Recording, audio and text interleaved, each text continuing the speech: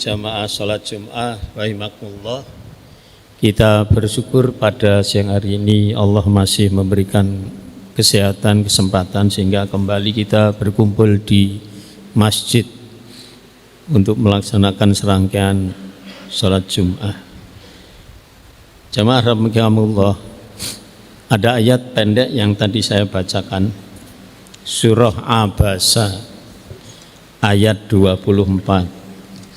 A'udzubillahi minasyaitonirrajim. Falyanzuril insanu ila ta'amih. Maka hendaklah manusia memperhatikan makanannya. Kita tahu yang namanya makanan minuman itu yang paling dicari manusia, di mana-mana yang dicari kuliner. Jemaah sekalian, memperhatikan makanan itu bermakna luas, tidak sekedar apa yang di hadapan kita, di piring kita. Jadi masakannya apa, namanya, rasanya. Tetapi memperhatikan makanan itu juga kita melihat bahan makanannya. Tentu harus yang halalan thayyiban. Cara memperolehnya halalan thayyiban, kemudian cara memasaknya halalan thayyiban. Kalau memasak juga kita perhatikan mulai dari alat masak, bahan masak, bumbu masak, itu harus diperhatikan dalam dunia makanan. Kemudian yang sangat penting juga adalah uang yang kita gunakan untuk membeli bahan makan, bumbu masaknya, alat masaknya, dan sebagainya, termasuk bayar kalau kita makan di warung. Jemaah sekalian, memperhatikan makanan itu luas, termasuk gizi makanan itu. Imam Ghazali menyatakan bahwa sumber penyakit itu sesungguhnya ada di perut, pendapat beliau. Artinya perut itu yang seputar makanan minuman. Di satu sisi itu menyehatkan kita, makanan minuman menumbuhkan. Tetapi di sisi lain itu bisa menjadi sumber penyakit. Tinggal bagaimana kita. Jamaah rahimakumullah, makanan minuman itu sebagai simbol keduniaan. Food and drink is the symbol of worldly life. Ya. Jadi makanan minuman itu simbol kandunyan. Kandunyan itu apa? Ya, kandunyan itu sandang, pangan, papan, kendaraan, uang, jabatan, dan sebagainya. Apa yang saya sampaikan siang ini singkat saja. Ini masalah-masalah yang kita hadapi. Ya. Jadi banyak manusia yang tidak memperhatikan makanannya karena yang diperhatikan cuma apa yang ada di piring itu. Dia tidak mikir bagaimana cara sehingga makanan sampai di depan piring di depannya itu halal apa enggak. Itu menjadi masalah. Jamaah rahimakumullah, di dalam hal kedunia ini tadi saya sampaikan di satu hadis riwayat Imam Bukhari. Ini hadis yang sangat populer dan insya Allah sahih.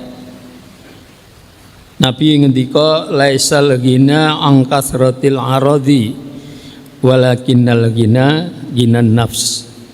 Ini hadis yang sangat populer. Kekayaan itu bukanlah banyaknya harta benda yang dimiliki, tetapi kekayaan itu adalah kekayaan jiwa, pengendalian nafsu.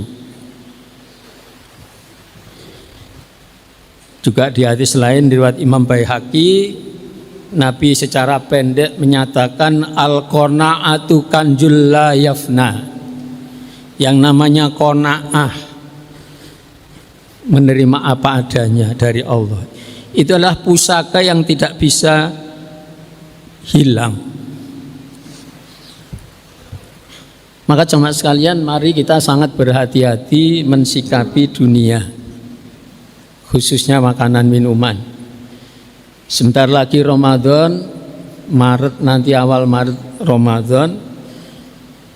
Ramadan itu adalah memberi solusi kepada manusia yang kebanyakan manusia ternyata lena terhadap keduniaan.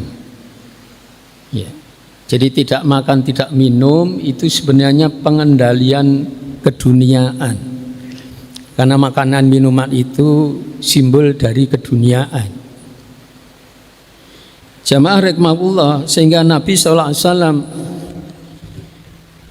di dalam satu hadis beliau, ini diriwayatkan Imam Bukhari, insya Allah sahih, sampai Nabi itu ngendika berdoa pada Allah, Allahumma ya Allah ahyini miskinan, hidupkan aku dalam keadaan miskin, wa amtini wa amitni miskinan, matikan kami, wafatkan kami dalam keadaan miskin, wahsurni fi zumratil masakin, dan kelak bangkitkanlah kami ya pada hari kiamat ketika aku kembali, bangkitkan kami ke dalam kelompok orang-orang miskin.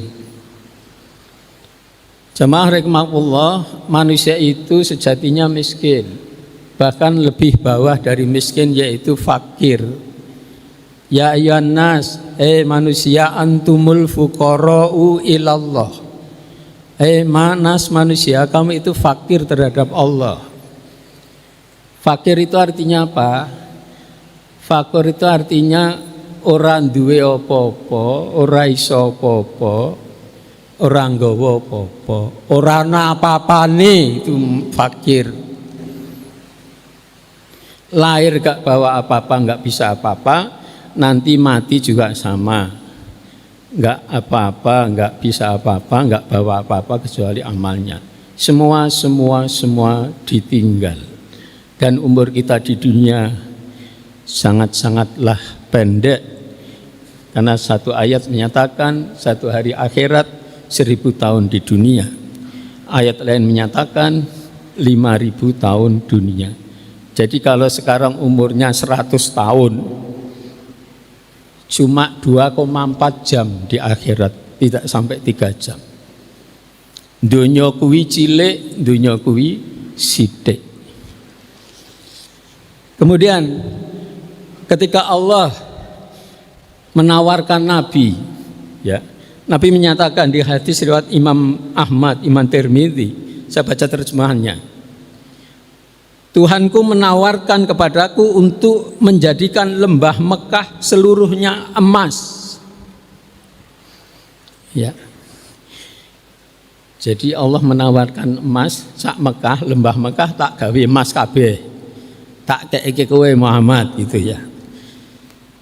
Fakultu ya Rabbi.